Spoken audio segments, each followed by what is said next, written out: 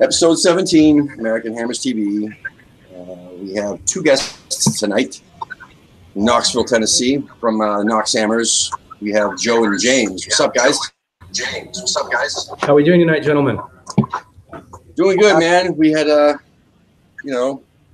shitty weekend, but seems to be smoothing over finally. I'm still a little depressed. I'm trying to shake that, shitty feeling from the weekend. But how'd the turnout happen over there? Like, how many guys did you have show up for the Chelsea? We had 12 to 15 for Everton. Yeah, Everton. 15. Yeah, we had the 15. Probably 10, 11 of our core group. We had a few, casual workers from other clubs stop by. That generally happens in a later kickoff. We'll have some of the other clubs swing by and have a drink with us. Either sharing our joy or misfortune.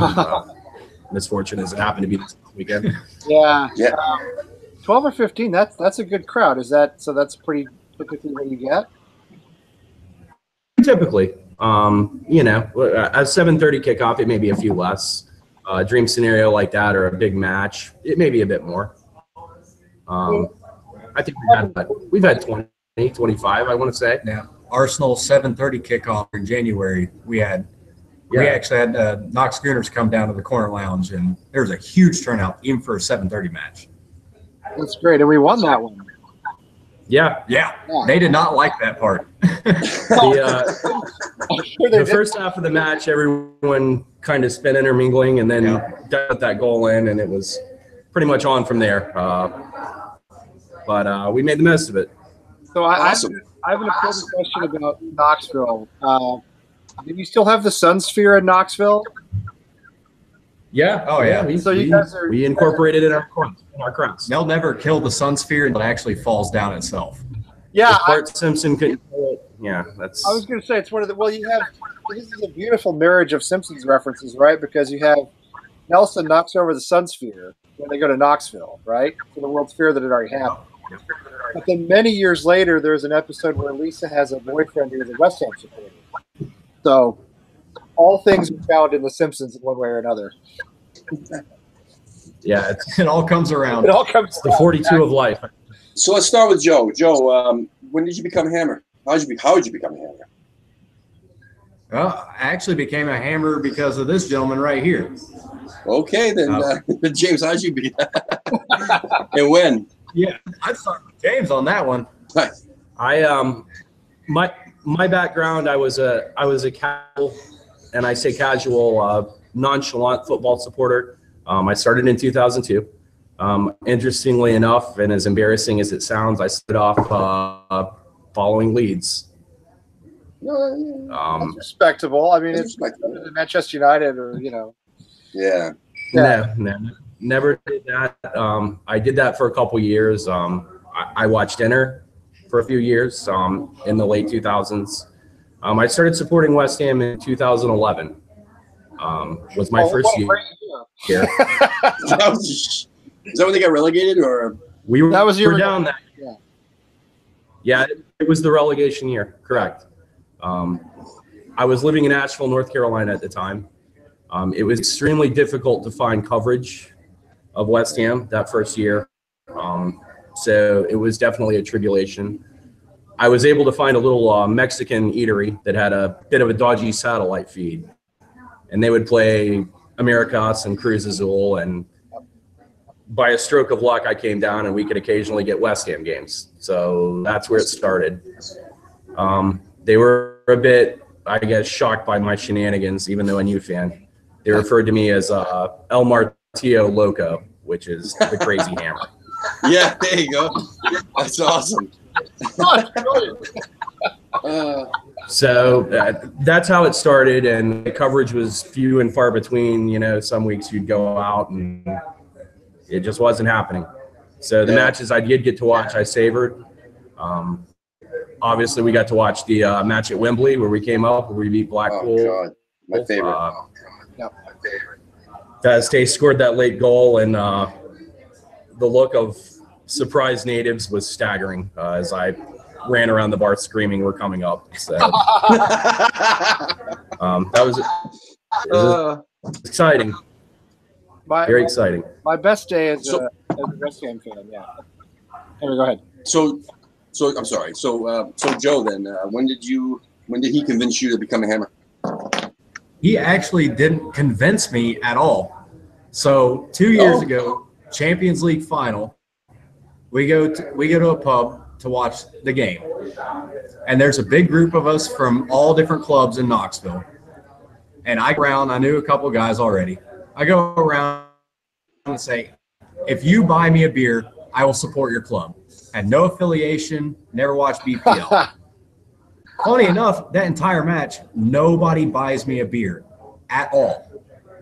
So I come to James's apartment after the match. I tell him what I told the whole group. James doesn't say a single word, walks over to his fridge, grabs a beer, cracks it open in front of me. Said, well, you got me a beer, I'm West Ham. And I haven't looked back since. That's fucking awesome. Funny how these things work, right, gentlemen? Oh, that's brilliant. Best alcohol infused. I love these stories, dude. That's the best story we've had yet, I gotta say. That's cool. That's my favorite one so far. Yeah. That's awesome. Yeah. So you all are in the pub right now, right? That's where you watch the games. Yes. Currently in our What's your local, setup there? So you got some stuff behind you. Is that like permanent, or did you stick that up just for tonight? We rearranged it for tonight. We have some permanent fixtures. We hang our flag in the window so it can be seen from the street. Cool. I guess for passersby or onlookers, or on the odd chance that a West Ham fan around town we haven't met drives down the street, they know where to stop. Right. But we have some permanent fixtures. So yeah, we have a flag in the ceiling, and Bobby's over there. We'll show you around later. There's some pictures. So do you guys have it to yourselves as West Ham fans, or do you share it with other clubs? Just us. This is our pub. Nice. When we started off here in Knoxville, the Knoxville football scene really started 2013, 2014. As far as people going out, and having supporters groups and pubs, but it was strictly a UN type situation, which is where we started, in a pub with the Dicks, and it definitely had its high points and low points. It was good networking, good chips and interactions among some of the other clubs, but at the end of the day, coming here was really the best thing that could have happened to us. Absolutely. Having your own pub gives you a chance to really be yourself. How did you? No, I agree. I mean, we talked to a lot of supporters around the country who have to share their pubs, and of course, Tim and I are actually going to the Banshee in Boston on Monday to watch the Chelsea match, and it'll be our first time at the Banshee. But that's a shared situation as well. Yeah, with Chelsea. With Chelsea, yeah. That seems like a very odd mix to me. That's an odd mix. It's a very odd mix. Well, it's kind of what you get. Yeah, but It's a Celtic bar. It's a everybody bar. I mean, there's like 4 or 5 big clubs there. If you can believe it, people actually bother to watch Scottish football. It's a Celtic bar primarily. I mean, who knows why? But anyway, Nice. but everybody we've talked to who has, people who have their own West Ham fans who have their own pub, it's a much better situation because you can really let loose and enjoy it. Yeah, it's your home at that point. It's your home, and you can be yourselves. You don't have to worry about rubbing anyone the wrong way or anything. Oh yeah, like this last weekend when we had we were outnumbered, I don't know, 8 out of every 10, something like that. Maybe 7 out of every 10 were Everton shirts near us, and there was maybe a 5-foot gap between us and this giant TV screen, and they all had to walk right in front of us. And obviously, you guys watched the game, so it wasn't the nicest thing. We weren't all happy. So when someone comes, Snickers right in front of you, I'm like this the whole match. I'm like, But anyway, they suck. I fucking hate Everton fans now. I wasn't impressed with the Everton fans. I got to say, I was surprised by how much I disliked them. Yeah, they got that out of them. I didn't think shocking. Yeah, it could just be New England Everton fans. I don't know, but usually we've heard stories about people getting along with Everton fans, but people in fucking New England anyway. So you did say that they do open up early for you, right? The bar. Yeah. They all Saturday, Sunday matches were open. 7:30, 10 o'clock, 12:30. Awesome. We're here. Is it coffee, beer, what? Like, do they do both or Beer. It's beer? There you go. It's beer and full bar. Cool. Yeah, I know there's a few out there we're that I the talked to that said they only do coffee, and there's a bunch that also said they do beer, so that's cool. Yeah. Wait. You know what? Yeah, Before we get any further, speaking of coffee, Tim, you should mention our coffee sponsor. All right, real quick, guys. Sorry. Sorry, guys. Forgot to do this. I'm almost done too. I need more Strava Craft, please, dear God. Send me more coffee. This is the best stuff in the world. It's premium craft coffee. I'm telling you, like better than Starbucks Pete's. It's I mean, if you like that type of coffee, not the watered down piss from Dunkin' Donuts, go ahead and order yourself treat yourself to some Strava Craft, because this is really good. They make coffee, like regular coffee, decaf coffee, but also coffee with CBD oil in it. All different blends. So there's a link in the description below, and for your first time order, you get 15% off. So that's kind of cool. Yeah. All right, thanks, Lee. Sorry to jump in. Sorry, James and Joe. Sorry to jump in like that, but I was supposed to do that at the beginning. Sorry. We actually have somebody sending Tim free coffee, so we want to give him as much publicity as we can. So how did you guys? How did you find the pub where you are now? How'd you end up there? One of the members of our club that's standing right here out of camera shot actually had a hand place. There he comes. Here. This is Danny. This is our friend Danny. Hey Danny, how you doing? True original. Well. True original. Nice shirt. We're proud of him. We got him on too. That's awesome. little out of camera. Danny, as they were constructing, renovating, and preparing to open this place, Danny's been a West Ham supporter for 20 years. He's been through, thick and the thin, and no coverage in the late 90s, and is he American or is he English? Okay, so he's American. That's like he's American then, because 20 years American West Ham fan is a long time. Yeah, it's a long time. We've learned a lot from him, as far as It's brutal too. And it's brutal. Still is, yeah. It's true story. Cool. Yeah, it doesn't. It doesn't get any better. So yeah. Have any of you guys actually gone to Olympic Stadium or even Upton Park for a match? We have not. Mike's been there. We have a guy from Essex who has just started to come out and watch with us. He's seen, being from Essex, he's seen countless games, both at the Bowling and at the stadium. So, anybody else think of? Yeah, those are the only two. So each of us have gone to the opposite. So Lee's gone to Upton Park, and I've gone to Olympic Stadium. But now, listen, I was just looking at flights the other day. It's ridiculously low prices right now for flights. Just for example, last May, I went out there and I paid $580 round trip, which I thought was low because, the year before I was checking, it was like $800, the cheapest flight. And that was with 2 different stops in Qatar and Iceland or whatever.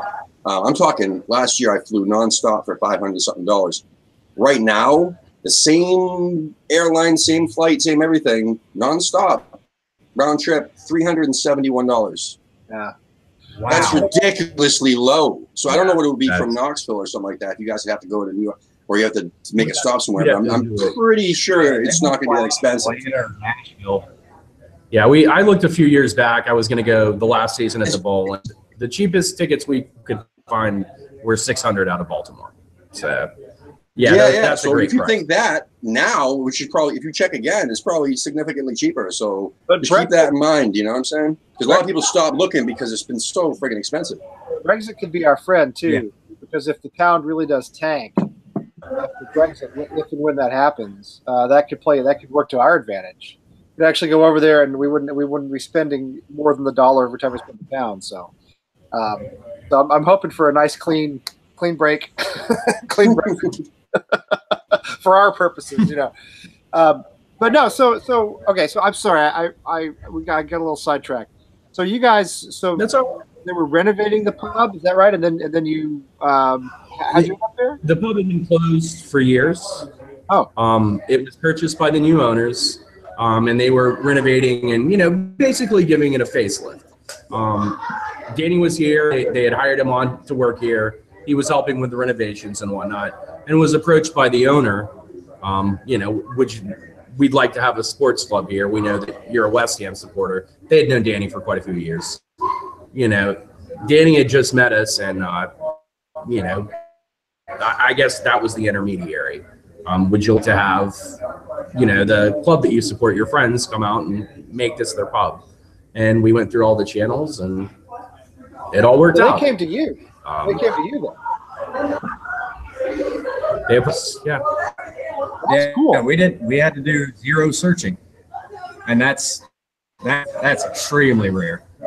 Yeah. No, it's very rare. Most of the times we hear people bounce around from place to place and kind of end up wherever they can. So, yeah, that's great. So before we forget, tell us the name of the place and where it is, so anybody who's in Knoxville can stop by on match day. The Corner Lounge. That sounds cozy. Oh, it's very cozy. 842 North Central. 842 North Central. Stop by and have a dram with us. Now, if I'm not mistaken, University of Tennessee is in Knoxville, right? The big one, the big University of Tennessee is in Knoxville. Yeah, the big dog. Yeah. Yeah. What's the name of the stadium? I can't think of it. Good Lord, named after the Colonel. Neyland. Yeah, Neyland Stadium. There you go. Yeah.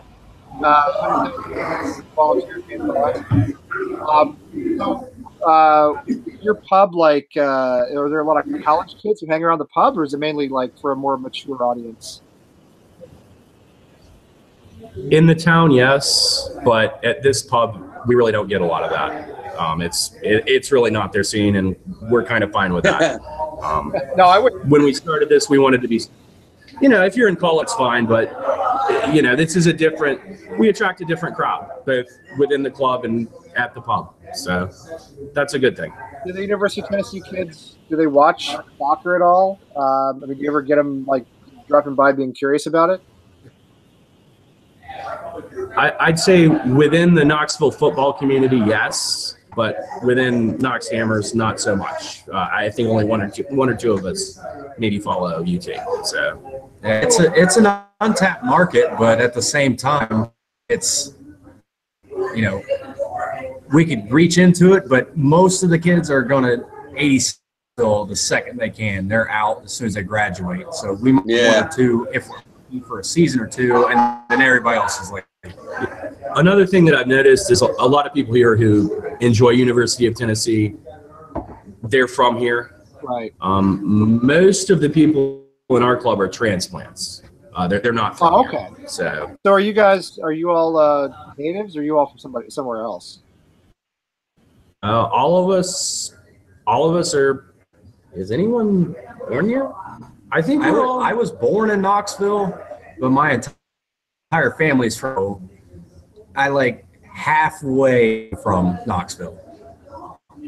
Okay. Yeah, I'm originally from Tampa. So I'm just curious. I have not been to. I've been all through Tennessee, but it's been a long time. But I haven't ever stopped in Knoxville. So what is? Why do people relocate to Knoxville? Is it just for university, or are there other things there that are drawing people to live there? It's a college town and a suburb town. It's a family town. It's where people come to raise a family. Yeah. So, and what is is there a general interest in soccer there? Obviously, Tennessee sports have to be really big, and that's mostly football. I guess I don't really follow college basketball, but I'm sure the Tennessee team is pretty good. But the women's team was for decades. Well, the women's team was the best in the country. But no, they have a good adult men's soccer program too. It's probably one of the better ones, but just nobody really follows men's soccer. Nobody follows college soccer, yeah. College soccer, anyway, yeah. Is there a soccer scene? Is there a local semi-pro club, or is it? What's it like? There's a local club, Emerald. I guess Knoxville Emerald. Is that what they call it? The Emerald? Yeah, they were called the Knoxville Force. Knoxville Force. Oh yeah. Very small. Yeah, it's a small club team. They might be defunct for all I know by now. Yeah, they very easily could be gone. Yeah, I they mean, were in with the the reason- PDL or they were in the MPSL or something like that, weren't they? Yeah, they might have been in the NPSL. I don't even. Yeah. Yeah, maybe. I don't know. At this point, that club just like a pub level team in Europe. Like they might Oh, meet yeah. up every now and then to match and go back to their regular jobs. Yeah, well, Tim and I used to be involved with an NPSL team, so if it's that level, we definitely know the level. It's fun, but it's pretty low level. So do you get a lot of well? Do you get? I mean, how do you guys? Are you trying to like recruit fans to West Ham? Are you out like on social media actively doing stuff, or what's your Definitely. strategy around that? The social media presence is huge. We kind of distribute that amongst a couple different members. I do the Facebook. Joe does the Twitter. Jen does the Instagram. So yeah, we maintain a presence on that. A lot of it is sort of word of mouth, personal, and we try to do it outside of the box. Yeah. We've gone around and handed out cards at food truck parks, punk rock shows, tattoo parlors. That's smart. That's cool. Just anything like that outside of the box that we can think of. Yeah, probably our best recruitment thing that we've had so far was Booze and Glory, who is a big West Ham band, and I'm sure most people know. But they came to Knoxville for a show, and that was one of the things y'all promoted in that picture. That was with Booze and Glory. Oh, right on. From Illinois. Right. And that was outstanding. They played with Dropkick Murphy, and most of us didn't watch any Dropkick Murphy. We just wanted to talk to Booze and Glory. Yeah, I'm right there with you, man. I'm right there with you too. I can't say this. Living as close to Boston as we do, I shouldn't say this, but I'm really not a big fan of the Dropkick. Oh, I can't fucking stand him. Yeah, anyway. I don't like. It's almost blasphemous for you guys. I know everybody here, but I'm not a native. That's why we never leave our house. Right. That's right. Because we talk so much shit about Boston shit. That's why we never go anywhere. Right. You're safe with us, boys. Yeah, this won't get out of the corner lounge. Real quick, I do want to mention we do have some live viewers that are chatting away in the chat room here. A couple of regulars. We have Gabe, who's been watching pretty much every single one of our shows live, which is awesome. I love that. Also, Wally World is here again, and he said, I was just in Knoxville. I wish I'd known about these guys. So Next time. that's the whole point of the show, too, is that, that between that, American Hammers on Facebook and American Ironworks on Facebook. If you guys are in that group, are you in that group? American Ironworks I'm in on all Facebook? of those. Yeah, so American Ironworks is the one for what do you call it? Like group leaders, I guess you'd say, like the leaders of all these supporters groups to communicate with amongst each other, which is kind of cool. But American Hammers is a great place to, meet new fans and help recruit new fans and stuff. It's actually picking up a little more steam again. It died off for a little while, and we've actually had guests from out of town that have heard about us through American Hammers. Guys from Nashville. Oh, perfect. Got a great club, Nashville Hammers. Asheville, North Carolina. So yeah, to meet people. Did we lose them? Do with this show, and No, they're still there. as we're part of something bigger. You guys are freezing a little bit there. You lost your audio for a second there. Sorry. Yeah, don't know what's going on. I can hear you. Yeah, there you go. That's a little better. One last thing too. Cam, who is from Tampa, the Tampa Hammers, he's also watching the show, and he's actually in London right now, which is kind of cool. He went to the Everton match this last weekend, and he also says hello to everybody. So just want to mention that real quick. Hello to Cam. We put Cam on. Cam's good He's too. here next year, and we can't wait to have him up here. Oh, that's So, right. Yeah, he's moving. That's right. He's going to Knoxville. Yeah.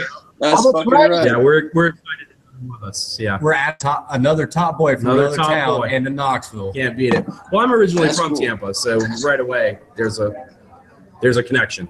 Yeah, man. Well, that's right. I think he's going to medical school there, something like that. Sorry, He's going to LMU. Yeah. I can't remember if it was medical school or not. med school. Yeah, I think it's Either way, he's probably smarter than all of us combined and is doing something. No, that's a cool. Listen. I mean, that's awesome, especially the fact that he, you know, organized and ran that over there, and to have his, you know, his know-how too to help, you know, help you guys out. That's kind of cool. I mean, that couldn't hurt. And he's a great dude, though. First and foremost, he's a good person. That's what we've noticed too about pretty much everyone we've had on the show, and also not every West Ham fan we met, but most West Ham fans we met are really good people, good dudes, unique in every way, shape, or form, and yeah. No question. Yeah, absolutely. So you guys, Tim said you wanted to show us around a little bit. You want to try to do that? Yeah, we'll do that before. Yeah, go ahead and do that right now before we do. Show us around the booth. Unplug. See what we got going here. Try to get my ugly mug out of as much as I can. That's okay. So it's hard to see, but we got a mural back here on the wall. This is from the original Corner Lounge in the 1950s. Awesome. Nice. That was original with the bar when it originally opened. So that was the same place? Yep. Okay. And then it closed down for a long time and it came back. And then we got our nice liquor display. And our bartender Ian that's walked out. Lucky for everybody else, you don't have to see. And then we have Bobby Moore. So he can all West Ham games with us. Oh, look, there's Lee with He's in Moore.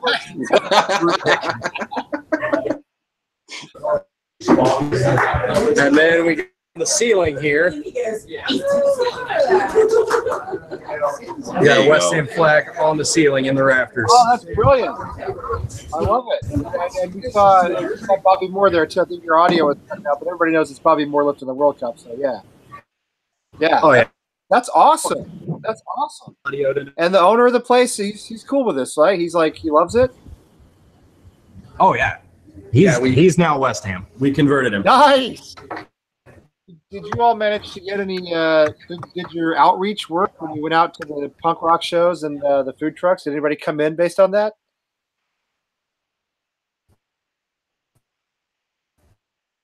Oh, I don't know. Are they still there? Well, they're there. It's just going to take a second to load. Yeah. I think they might have frozen on us. Oh, wait. No, they're coming back We've got slowly. supporters through that. I'm sorry. Okay, you guys froze for a second. So tell us again. Did you get some people in through that? Yeah, we.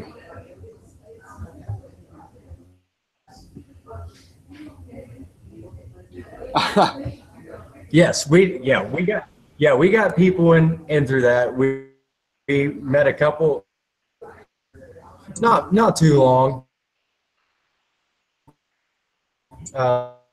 Richard and Natalie. Yeah, they're great. Nice. Great people. I mean, we're growing fast, and mostly it's because we have people in groups. They just want to hang out with us because we're fun. Yeah. As people, they might hate West Ham, but they love to hang out with us. This is what I've always said about the West Ham fans I've met in real life and also doing this show the last couple of months. We're by far the most fun supporters at least in the Premier League in the world.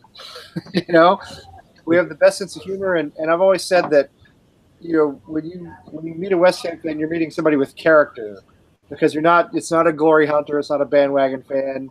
Somebody is loyal, somebody who will stick with you through thick and thin, because we all have to stick with the club through thick and thin. So. Yeah, and if they're not, and if they are stuck up and they're snot and they're twat, then they're not a real West Ham fan. Right. They're plastic. You can just tell. No, exactly. Which I've found a few of those. They get not on the show anyway. They're like in person. I've found a few of those, especially in Boston. But anyway, not the Boston Hammers, but at that stupid event, there was a couple people there that you could tell they wore the shirt. They didn't really know anything about the club. Yeah. Yeah. I don't mind it. I mean, thank them at least for wearing the shirt, No, 100%. Yeah. I know what you're saying. I know what you're saying. They're not really they don't really have the character you expect from the West Ham fans that we've met here. And yeah, like Yeah. So like the Boston Hammers that we met, like the people, the actual Boston Hammers that were there. I mean, they're awesome dudes, 100%. And I can't wait to see them on Monday, right? We're going Monday. Monday. Yep. Monday. Monday. Yep. Yeah. At the Banshee. On Monday. Yeah. I reminded the wife about it, and she was like, "What? You just went to Boston?" Like, she thought that was the thing that we were doing. But anyway, we're going. Yeah, no, that makes sense. Well, yeah. Boston's not that far away. I mean, some people go there every day. No, I know. But anyway, we do have a guy from New Hampshire coming down with us, which is going to be cool too. So he's never actually been to watch a match live with any other West Ham supporters before, because there's really nobody up in that section where he lives. Yeah. Not even close. So he's going to make the special trip with us down to the Banshee, which is going to be kind of cool. He's going to be blown away. Watching games where I was the only one or the only ones at home.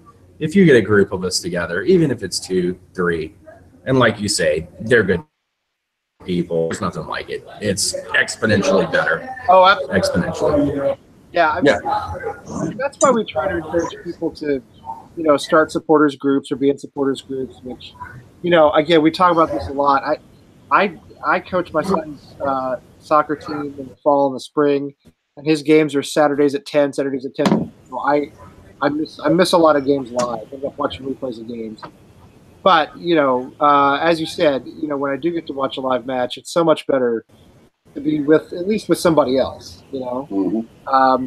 It's, I feel less, isolated or something. Yeah. You can commiserate afterwards, no matter what happens. You can celebrate or you can commit. You can be active. It's not an easy road. Yeah. It's like therapy. So, what time is it? All right, so we got quite a few news items we can go over, unless you guys have any other stories you want to tell us.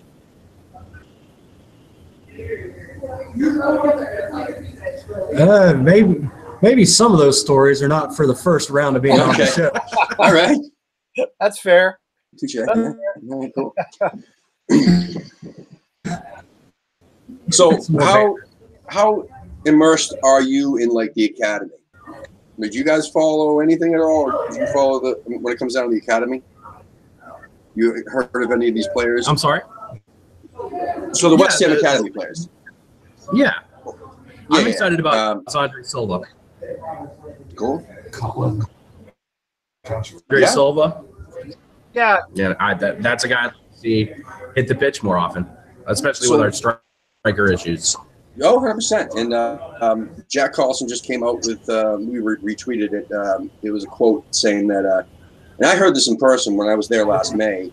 There was a guy from Norway who was interviewing him, Jack Carlson, and said, so you're a member of the academy now, you're a coach in the academy. Who do you think are like the top 3 players to break out?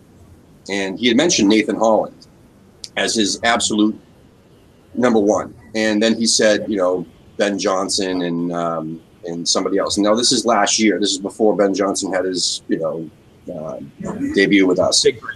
Yeah, exactly. So, but Nathan Holland hasn't had that yet. But I foresee that. He's had a couple injuries, but nothing major, just a couple ankle problems, but here and there. But if you just literally Google him, check him out on YouTube, his highlights. I mean, he's phenomenal. There is tons of footage of him. It's kind of like the trickery of a Ravel Morrison, but it's the talent.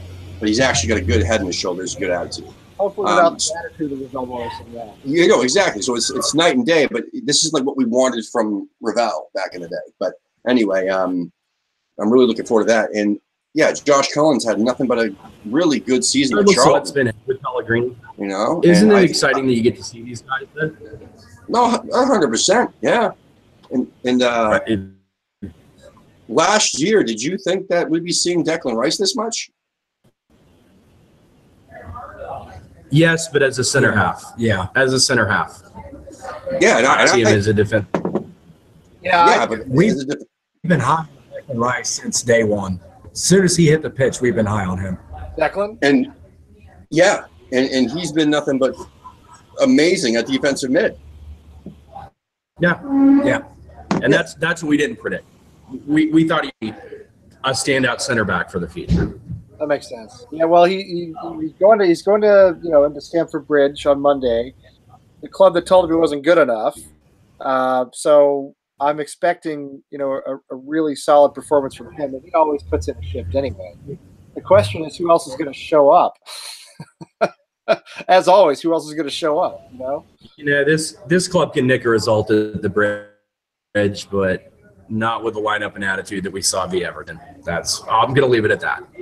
I mean, Chelsea are not, they're nothing special. They're obviously very good, but they're not world class right now. They've lost a couple of games in the last few weeks that were surprising. Everton beat them for that matter. I think 2-0. So yeah, 2-0 exactly.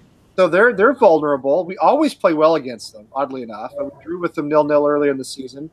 We tend to play well against the bigger clubs. We play well against Chelsea. So I'm mildly optimistic that we'll at least put in a performance and keep this one interesting. I don't know what else to say, really. Well, Anderson, if we can nick a result, get at least a point out of it, I'm happy. Well, Anderson's good to go apparently, and Nasri. Anderson and Nasri. I think we missed him. Nasri's so important for us right now. Anderson, Nasri, Noble. I mean, there's a lot of guys who weren't healthy who are back to being healthy. And so I hope we'll see a better just general effort, because I think y'all are right. I think we can. I know it's strange because it's away and our away record has been really bad, but I think we can get a result if we show up, at least a draw if we show up. I don't think that's impossible at all. This isn't all depends on the starting 11. Agree. Yeah. Come in and put in a shift, boys. Exactly. And the way things have been going all season, we're due for another good performance. I mean, we've had a bunch of shit performances recently, and we've lost 3 out of our last 5.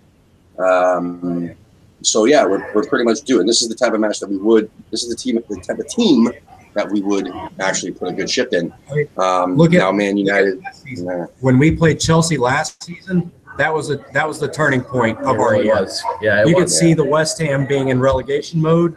Yep. To beating Chelsea, to running with it the rest of the year and getting out of relegation scrap. That's true. A lot of hiccups along the way, though.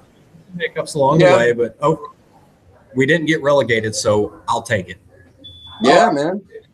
I still read the table from the bottom up. I'll probably always do that. Smart man. You must be West Ham. Yeah. It doesn't. If someday we get bought by an oil baron or a Russian mobster and we end up with Man City or Chelsea money, I'll still read the table from the bottom up. I'll never stop doing that. But so let's talk about some completely ridiculous rumors. Have you guys heard this? Who started this rumor that we're going to sack Pellegrini? I mean, that's completely insane. Somebody that's on too many drugs. So I'd just like to say today is April 4th. We're only 4 days removed from April Fools, and take it with a grain of Yeah, did you see, it took a couple days after April Fools when those Dimitri Payet, posts were all coming on the 1st. They still took a couple days for, people to get it. That it's not real. You know what I mean? They kept circulating. I've seen Anderson out, Pellegrini out. I've just seen a lot of bollocks the last couple days. Take it. I don't know if it was ex-West Ham employee or someone else like him that actually said that there is absolutely no truth to that. It's just a matter of it's a ploy either by the manager himself or his agent trying to get him more money because it's a contract year for him. He said there's no truth. There's no truth to the Anderson rumor. There's no truth. That too. Yeah. I don't think there's any truth in the Anderson rumor. I don't think there's any way the club sacked Pellegrini. That's completely insane. It makes no sense. I know we've been up and down this season, but I actually believe that we're vastly improved over last season. I think all you have to do is watch this team and see, not only have we improved the squad, but tactically we're generally more sound. He just needs to get rid of the players that are not his and get his own players in there. Arnautovic is not his player. There's 7 players that need to get. So revamp all the strikers. Yep. And then we'll see where we're at. Cheech can stay. He can stay. Plays up front. Yeah. Cheech can stay. Yeah, man. I mean, again, Pellegrini says he likes it. Carroll's wage. His wage is too much. And he's out. Antonio's been at West Ham for years and years. I'm fine if he stays. Perez has got to go. Got to go. Yeah, Arnautovic has got to go. Bye-bye, Arnie. Arnie is he's a cancer at this point. I really believe a lot of the problems we have are down to him and his attitude. And I hate to say that because I wanted to give him a chance. I really love the guy. I wanted to give him a chance after the fiasco in January to come back and prove himself. Isn't there always a fiasco in January? Wasn't the Dimitri Payet thing in fucking January too? It was. Correct. January is a problem. Seriously. I think Arnautovic's attitude. I think we're worse. I think the problems that we're seeing are related to him destroying the dressing room. Yes. And the saga. The saga has really kind of destroyed cohesion in my humble opinion. No, I think you're absolutely right. I feel exactly the same way. I think the players put in less effort when he's on the pitch. I think they're tired of his attitude. I think they did not appreciate the way he was willing to just walk away to China, of all places. I mean, it's not as though he was saying, I want to play Champions League football, right? It's not as though he was saying, I want to go to Manchester City. He was going to end his career in China for the money. And then when he couldn't or didn't, he pouted. Exactly. He sulked. Well, the catalyst for all that stuff is his brother being his agent. His brother is polluting his brain with all this stuff, and then leaves whatever his brother tells him. Yeah, I know. His brother can't. If you're going to run a proper business, don't involve family. Yeah, get the family. Now, here's my problem. The problem is that now that he's definitely going, and Perez got to go, and and Andy Carroll's definitely going. We're only going to be left with Chicharito and maybe some Maccabi players. There's this talk about all these strikers that are all on relegated fucking teams. Like, why are we talking about Mitrovic? Why the hell are we talking about Maxi Gomez, or whatever the fuck his name is? It's like, he's being relegated too. Why the hell do you need a striker from a team who can't perform? They come cheap. David Sullivan likes them cheap. I understand that that's what he likes, but at the same time, that's not what they promised. Remember what they promised? They promised to turn us into a top 6 club. You can't turn into a top 6 club with fucking players from relegated teams. What do you all think about Fabianski. There's the one negative to your argument. Fabianski. Would you rather have Fabianski? No, you're right. Would you take Sigurdsson right now, Tim and Lee? Oh, I would. I don't know. I think I would. If he didn't miss so much time last season due to injury, that all depends. It depends what you're talking about. Right now, yes, I would. But going into this season, he missed half the freaking season last season, didn't he? Because of injury? I'm pretty sure he did. He missed a portion. Yeah, I don't know if it was half. Yeah. But yeah. Well, missed a chunk of games. He missed. Yeah, so I don't know. I mean, probably maybe, but he puts balls in the net, not lets balls in the net. Poor man's Payet. I think I would take him. I am not excited at all by Mitrovic. I'm not either, man. Why would we want another bad attitude guy who doesn't even score a whole lot of goals? He scores some goals. Yeah, I don't. Compared to there's others out there that are on mid-table, teams that you probably snagged. We were rumored with that we could take, that score more goals. I'll pitch this. Would you prefer Mitrovic or Gomez? Because me and James argued about this up and down. Gomez. I would not. It's just my personal opinion. I know there's a lot of people who want Mitrovic, and they probably have their reasons. I just don't see it, man, personally. But I mean, So y'all argued about this. So who's Gomez and who's Mitrovic? He's Mitrovic. Yeah, I'm Mitrovic. He's Gomez. Why? My reason is Mitrovic has Premier League experience. Gomez has never played a single minute in the Premier. I like that. Maybe Gomez could be better down the road. Maybe. He needs time. I mean, I don't think he's worth the money. He could be one of the best scorers of all time. We don't know. Yeah. There's a big money difference, too. And I don't think Gomez is near worth the money that they're asking for. Even in his release clause, I don't think he's worth that much. That's a good point. And then Mitrovic on the other hand. So, yeah, I would save some money by doing that. But at the same time, we don't want another fucking cancer in the dressing room. And Mitrovic has a fucking crazy hot head. Yeah. So I think he's crazier than Andy Carroll. Red card that's waiting, saying something. Red card waiting to happen with Mitra. that's what I'm saying. We need another player like that. Is there really nobody else? Why the hell? You guys see social media, you see Twitter and everything else that, like, everybody's talking about Mitrovic. Why? Why is that one of our targets? An easy out of everybody. Most likely opportunity, maybe. Tim, you know how this is going to end? We're only with both of them. A Mitrovic loan. A Mitrovic loan. A loan? Well, it always ends with a loan. That's possible, man. That's possible. We're signing somebody who's 35 years old. That's the way it always ends. By the way, happy birthday, Karren Brady. Oh, that's right. Yeah, I saw that on Twitter today. Yep. Happy 50th birthday, Karren Brady. Yes. Yes. So I'm sure she is a lovely person at heart. That is such a nice Southern thing for you to say. Yes.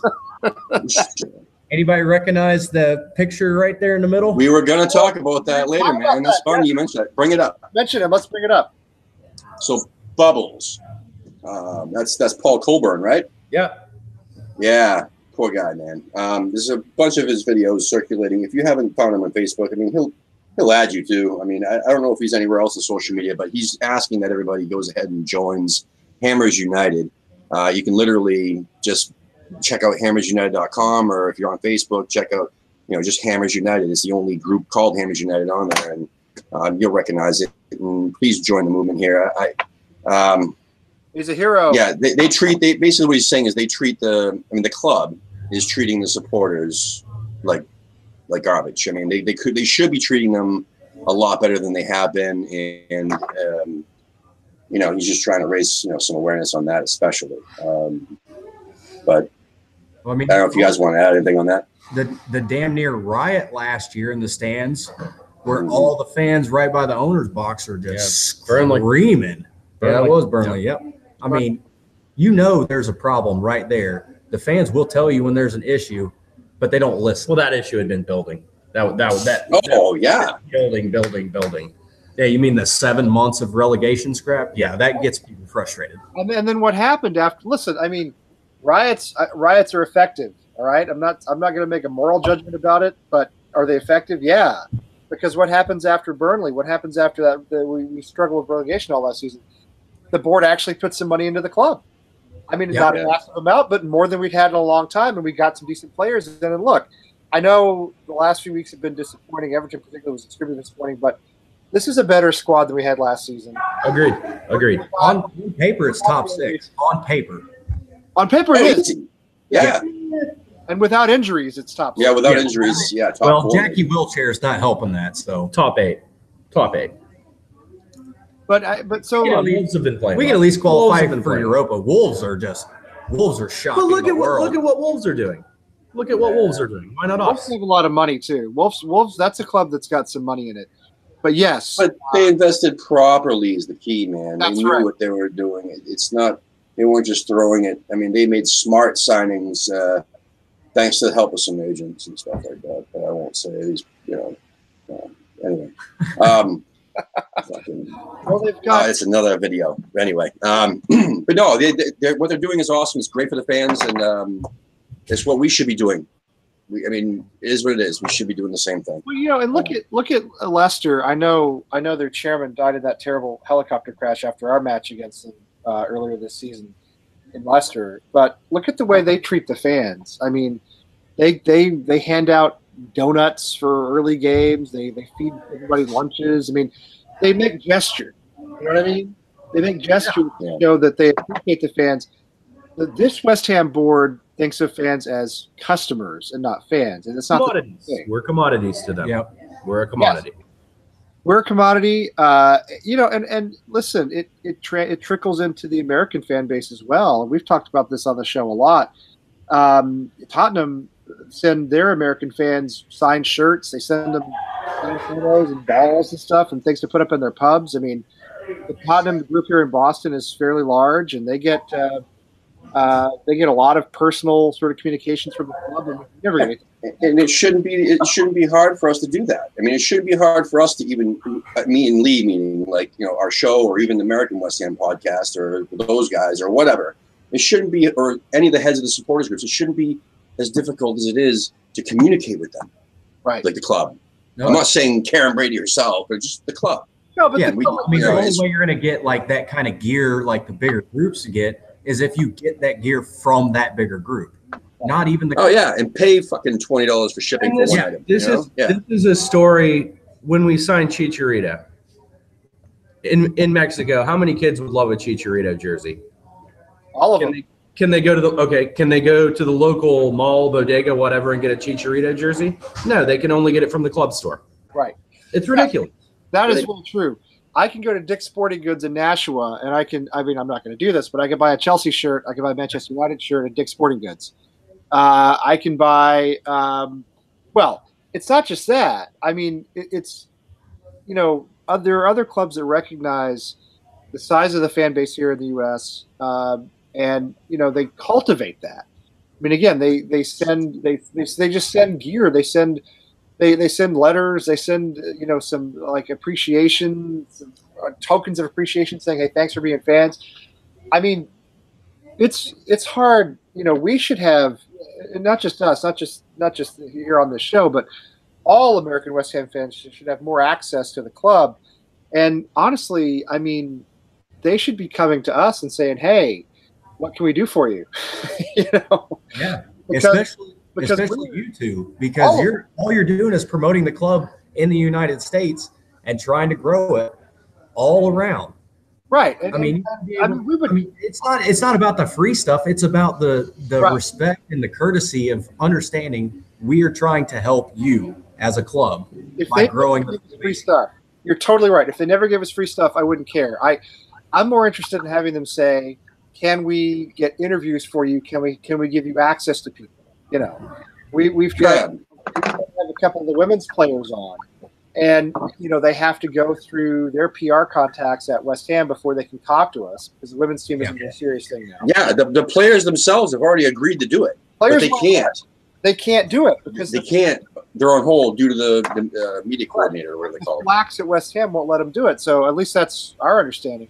So I would love it if the club said, "Hey, you know, let's get you one of our ambassadors like Carlton Cole, or you know, Tim actually knows Jack Collison, so we're going to have him on at some point. But you know, let's get you even if you can't get a current player, which I understand, get us. You know, I mean, if they would come to us and say, "Hey, Tony Cotty hangs around the club. Do you want to talk to Tony Cotty?" Yeah, sure. You know what I mean? Yeah, exactly. Yeah, anybody Exactly. So because that helps us, which in turn helps, you know, grow the show, which in turn gets more West Ham fans in America who don't necessarily might not even use social media, but they watch YouTube, might be searching for so and so, might see at the show and say, "Oh shoot, there's supporters groups here. Let me check them out. Is there anyone in my area?" And so on. Yep. So it'll help grow the fan base. That's what our mission is, to grow the fan base and then unite the groups. Secondly, you know, yeah, it's just a matter of like, there should be some sort of communication. And those people buy shirts, they buy gear. I just put in somewhat big order at the West Ham Superstore myself today. Because I can't stop. And anyway, but at least I can't remember what episode. It's an epidemic. It's at least I went until the end of the season when the shirts went on sale, you know, and the pound. Do your own merch. Yeah, do your own merch. You're giving money to the board that they'll spend on whatever vacation they want. I know. Custom make your own stuff, and man, that's a game changer. I've had people from posting this shirt on Twitter. I had multiple people from London message me on Twitter saying, "How can I get one?" Yeah, man. I listen. I love the contrast of the two. I really do. And the show you're wearing, Joe, the shirt you're wearing, Joe. That's really cool, man. And this one was my favorite from the get-go. I wanted this one from the start, but we did the colored one. I get it, but I love the colored one. Gray was way. Everyone's got a black jacket. You know. Yeah. I love them both. I love them both, man. I really do. Y'all have a great badge. I love what. So who did your badge? A local graphic designer. Actually, he did the Gooners badge also. We saw it and said, "Hey, nice work. Who's your guy?" And they gave us the contact, and he hooked us up. So That's cool, man. Nice. Yeah, I love seeing the effort. Really tight with Knox Hammers. They're actually at the bar on the same street as us. We could throw a baseball. We could play pass in the street to each other. Their president Aaron Clabo has been extremely crucial to our growing and getting our designs and getting any of our swag, and any of our gear. Just giving input, a bit of advice. He's been a huge help to us. That's cool, man. That's really cool. That's really cool. Yeah. I'm wondering when you guys, do you ever have, opposition supporters come to your place? I mean, or is it usually just West Ham in the corner? We have visiting supporters. Well, Yep. we're on extremely good personable terms with the local Manchester City supporter group, the local Arsenal group, and the local Chelsea group. We do home and aways, pub swaps with them. There's a couple other clubs. We won't go around naming names, but we're on less than personal terms with. I'm sure you guys can connect the dots. I know what you're saying. But yeah, smash my glass and when Always the same. Yeah, I mean we have Chelsea, City, Man U. But yeah, we have opposition stop by. We have everybody come in.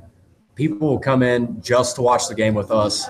They don't give a damn about West Ham. We're going to give them a response, and we will take the piss out of them the whole time they're here. As you have to. Yeah, you have to. Absolutely. That's very cool. That's very cool. Yeah. So anyway, all that to say, happy birthday to Karren Brady, and please notice us. Acknowledge them. Yeah, notice us. Talk Golden Sullivan into spending a little bit more money than they were budgeting. Do something. If you're not going to notice us, spend some money. Get us some good players. Get us top 6 every year, and we'll be happy campers. Just put in a shift every week, boys. I'm happy with that. Yeah, just show up. Put in a shift.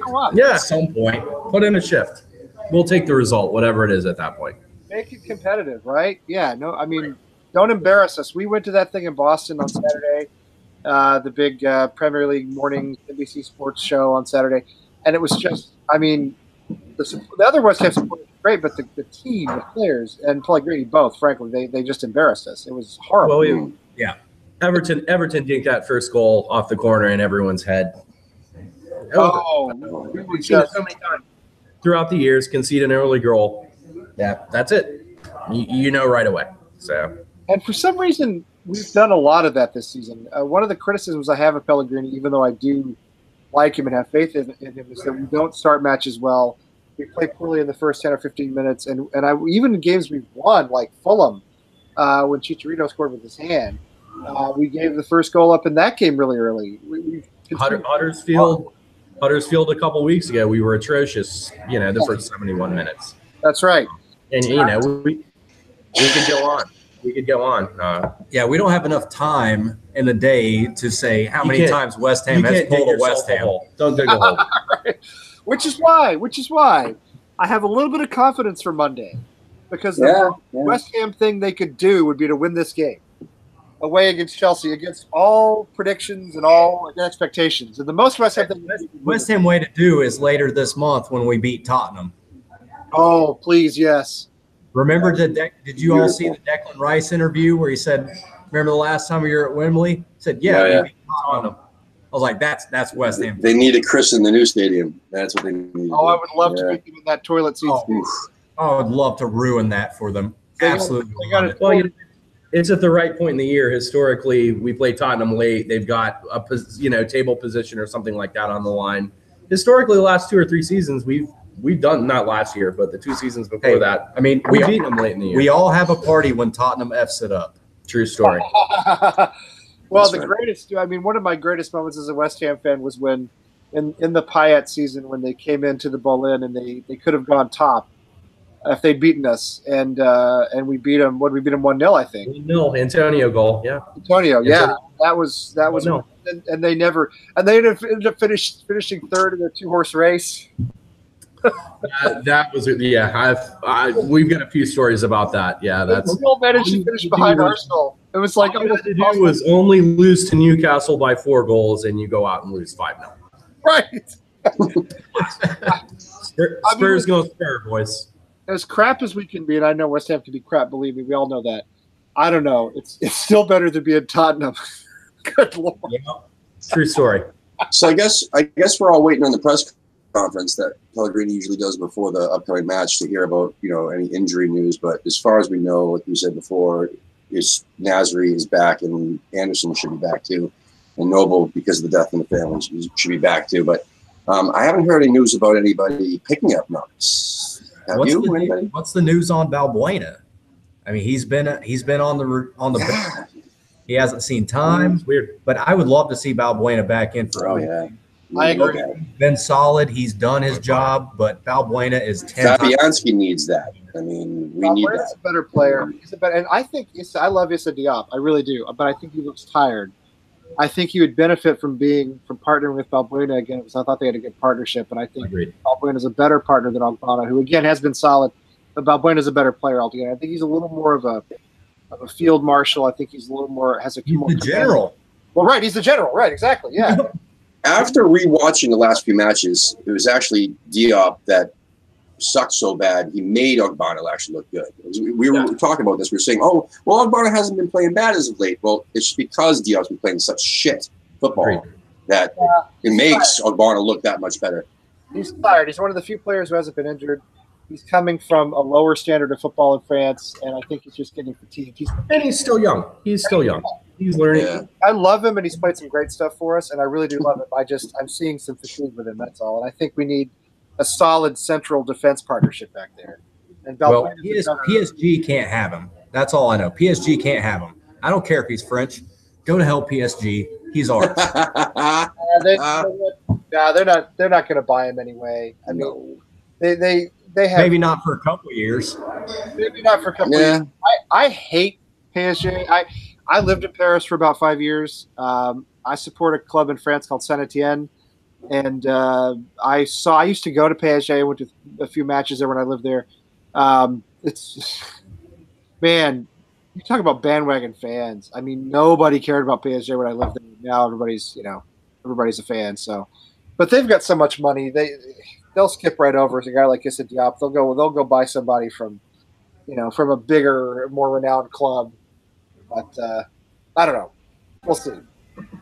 Now let me get you guys' opinion real quick. What do you think about McMessy, and should we keep him in the off season? So everybody keeps talking about Snodgrass. Sorry. Keep Snoddy? Yeah. Absolutely. I mean, we could do worse as a squad player. I don't think you ever. Snoddy's been in because of injury. Agreed. Yes. And that's really the only reason he should. He's had his moments. He's had been above average, and he's been average at times. I don't think you're ever looking for anything else out of Robert Snodgrass other than a good squad player. No. Yeah. One thing, I disagree with that. The one thing you're looking for out of Snodgrass that you're not going to get from any of the West Ham players currently is his community involvement and what he does for fans. Look at his for Isla. I mean, he was a game changer. He gives away signed kits all the time. He makes every appearance he can. Those are the kind of people you need in the club to build the club, not only just in London, but it gets noticed in America. It gets noticed all over the place. I think it was Sunday. Not Sunday, Jesus, Monday. Was it Monday? Oh, God, we're doing so many shows lately. I don't remember what's going on. Anyway, Monday, we had John Phillips from JPWHU TV out in England. Yeah, I saw a little bit. YouTube channel. Yeah, he mentioned that geez, where was he going with this? Snodgrass performs like the players around him. Was that show, or was it the show before that? I don't know, someone said it recently. I think who said, but anyway, it's true though. I mean, if he's with the top squad, I mean, the good players around him, that's how he performs. If he's playing with fucking Pedro Obiang, he's going to play like Pedro Obiang. You know what I mean? think he puts in I do. I think he puts in an effort more than some of our other players do. I think he puts in a consistent effort. I just don't think he's that good. I think, as you said, he's a squad player. He's useful as cover. I think he runs hard. I think he puts in a shift. Workhorse. He does put in a shift. Yeah. I just don't think his talent level is not. It's not as high as what you see with some of the other players. But, Anderson, Lindsay, yeah, exactly. Right. Doesn't he? There's a room for that in the squad, especially with our injury history. There's room for that in the squad. Yeah. Totally. I only threw that out there just because everybody's been talking about everybody else that we're going to be getting rid of over the off season, but and also the people that we're supposed to be we want to keep, but no one's mentioned Snodgrass. Snoddy. Snoddy. Absolutely. Who's going to come after Snodgrass from us, really? No, a championship again. Paul's had him like twice already. Villa loved him. Villa wanted to keep him, but they couldn't afford him. Well, he'd have to go down. I mean, they're not. To my knowledge, they're not coming up. I don't think. I think he had a great year in championship last year with them, and he loved it. He loved his time in Villa, but they couldn't afford him. I mean, they wanted him. I mean, West Ham didn't want to loan him back, so and they weren't going to sell. They wanted to sell him. I mean, they couldn't. Villa couldn't afford it. So. The other rumor that we've seen is championship size. Is he going to go to Millwall? Because we're not selling anybody to Millwall. Millwall might not be in the championship. Yeah, Millwall might be going to League One. So who's that? Who are they? Millwall. I haven't heard of them in a long time. Whole place off the map. They're like the Leighton Orient of Bermondsey. Oh God, man! Our chat room's been blowing up, and I haven't been mentioning anything, man. Who's on there? Before we go, we still have Gabe, and we still have Cam, and in the Wally world, and I guess Sandra Harbison has also mentioned a few things. Yes. Yeah. Yes. And she said something like, "What'd she say? Thanks so much for highlighting the Knox Hammers. Early Saturday mornings are exceptionally better with some come on you irons in it." And she also said the Corner Lounge is mentioned in Cormac McCarthy's novel Suttree.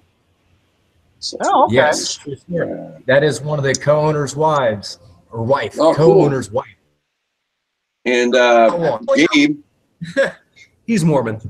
Gabe, the guy who's watched every single one of our episodes pretty much live, he said, things you don't mention around Tim, : Fabianski, Tompkins, Jim Tompkins, and Tottenham. He forgot Tottenham, but I reminded him of that. Let's have Gabe on. We should have Gabe. Hey, Gabe. I think we're going to get Gabe on. We got to get Gabe on one time. Gabe and Wally World. Send us messages. Wally World, yeah, totally. What the hell? Jeez, they're always on. Never forget episode. Get into our DMs on Twitter. We'll do shows with you. Yeah. Yeah. So we're gonna have a few shout outs right now, and then we'll come back to you guys, and so you can talk about your address and everything else again. So Monday we had a great episode with John Phillips from JP WHU TV, and I want to thank him for shouting us out on his recent episode, which was the preview for the Chelsea match coming up. Very insightful stuff as always with him. And I did post on social media this weekend, I think it was, or early in the week. I posted a big thank you to all of our guests so far, which we hadn't done yet. But seriously, this is our 17th episode with the supporters group. We've also done 3 episodes with people from West Ham Media over in the UK, being on YouTube or whatever. And I can't thank every one of you enough. And this being our 17th episode, thank you guys, because you were coming up, so I didn't mention you on that list. But thank you guys for being on here. Thank everybody. Our first episode, from Columbus, Ohio, Kevin, to we've had Cam from Tampa, who's in the chat room tonight. Wayne from Dallas, who's also joined me on some of the shows, and he's a big, promoter of American West Ham United fans, with American Ironworks and everything else. And Costia from DC to Sean and Jake from New York. I appreciate them so much for being on the show. And Gina Denver and Gina and Charlie from Denver and Jared from Oklahoma. I mean, literally the list goes on. Yeah. We had some really great episodes and some great fun with everybody, and we haven't got started. This is awesome. Like, if you guys see our social, guys in San Antonio too. Paul, was it Jason? Jason and Paul, right? Yeah, I think it was. I'm bad with names, so I apologize. It's nothing personal. Jesus Christ, my name's here. Anyway. I'm just let me go through this real quick. I just want to finish this. We got Costia, we had Cameron from Tampa. David, we saw this last weekend in Boston from the Boston Hammers. Jason from Queen City Hammers was awesome. Jason Schechter, he's really cool. Jared from Oklahoma, that was a fun interview. Kyle from Fresno, that was a blast too, man. I mean, we had some really good fun times here. David and Paul from Alamo City. That's who it was. That's right. And then John from Las Vegas, that was a blast too. And Ben from St. Louis. We're gonna have Brawley from St. Louis at some point. He does the American West Ham podcast. And then we had Mike on Mondays, Holly Worthington from the media over there in West Ham. She's gonna be working with the ladies, I guess. And then Sean, obviously, and then this last Sunday we had Chaz from Maryland Hammers, who's also part of San Diego Hammers. I mean, this has just been so much fun. We're meeting a lot of great people doing this. So please spread the word. Subscribe, like our videos, and subscribe to our channel. And Lee, you got something coming up on Friday, right? Tomorrow? Is it tomorrow or next Friday? Actually, no. It's 2 weeks away. We're tentatively. Okay. It's tentatively scheduled for Good Friday, which I think is the 19th, something like that. Anyway, whatever that Friday is. So there's a professor in St. Louis who wrote the definitive history of West Ham back in the 80s, and it's still to this day. A lot of West Ham supporters, English supporters, will tell you that the best book ever written about West Ham was written by an American professor. I talked to him tonight. He's absolutely fascinating. So we're going to be doing an interview with him, probably the evening of Good Friday, but I will confirm that with him, and we'll put the time out on social media to let everybody know. You will not believe the people this guy has met. He hung around West Ham for years in the 70s and 80s. He was good friends with John Lyle. He met Malcolm Allison. He met a guy who played in the 1923 FA Cup final, the White Horse final at Wembley. I talked to him for 45 minutes, and I could have gone on for 2 or 3 more hours. So anyway, his name's Charles Core. I'm finalizing a time with him, and when we get it finalized, I'll let you know. And that's one that I think everybody will want to watch. I'm looking forward to it myself. I'm seriously excited about it. Cool. And we are, and there's a chance that you might have a special co-host that night too. Yes, we'll iron out that. And we're trying to figure that out too. So once we get it lined up, we'll So coming up this month, we have Jesus. What day is today? Thursday? Jesus Christ! There's so many days. Shows we got. Anyway, so Sunday, right? Sunday we have Seattle coming on. And that was one that I've been talking to them back and forth for a while, and it's been really cool to get someone from the West Coast on again. Yeah. Exactly. So we got Seattle on the 7th. We got Chicago on the 11th, which is going to be awesome. Nashville. I've been waiting for this one. We booked this over a month ago, and those are your numbers. And Holy City. Yeah, they are. We got Holy City from Charleston. We got Holy City from Charleston, South Carolina, on the 18th. We got Bayou Ironworks out of Houston on the 21st. 25th, I'm holding for one of the LA groups. I think I believe it's going to be Intercity LA, that group. And then San Diego on the 28th. San Diego on the 28th will be cool. Just so everybody knows, the special guest interviews besides the Friday interview that you're talking about. We have Gio from Hammers Chat coming on the 15th.